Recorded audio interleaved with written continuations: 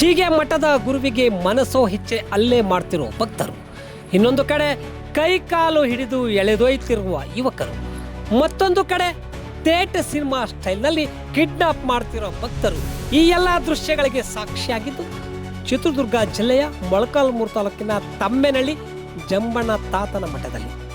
ಹೌದು ಪ್ರಿಯ ವೀಕ್ಷಕರೇ, ಮಠದಲ್ಲಿ ಕಳೆದ 15 ದಿನಗಳ ಹಿಂದೆ ನಡೆದಿರುವ ಘಟನೆ ದೃಶ್ಯಗಳಿವು. ಇಲ್ಲಿನ ಮಠಕ್ಕೆ ವೆಂಕಟೇಶ್ ತಾತ ಎಂಬ ಸ್ವಾಮೀಜಿ ಕಳೆದ ಹಲವು ವರ್ಷಗಳಿಂದ ಪೀಠಾಧಿಪತಿಯಾಗಿದ್ದಾರೆ.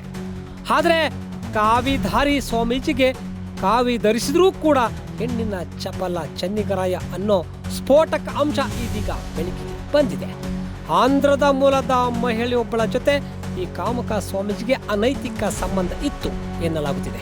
ವಿಷಯ ತಿಳಿದ ಮಹಿಳೆಯರ ಸಂಬಂಧಿಕರೇ ಮಠಕ್ಕೆ ನುಗ್ಗಿ ಗಲಾಟೆ ಮಾಡಿದ್ದಾರೆ ಎನ್ನಲಾಗಿದೆ. ಅಲ್ಲದೆ ಮಠದಲ್ಲಿ ಕುಳಿತಿದ್ದ ಸ್ವಾಮೀಜಿಗೆ ಏಕಾಏಕಿ ರೊಚ್ಚಿಗೆದ್ದ ಬಂದಿದ್ದ 4-5 ಮಂದಿಯ ಗುಂಪು ಹಿಗ್ಗ ಮುಗ್ಗ ಗೂಸ ಕೊಟ್ಟಿದ್ದಾರೆ.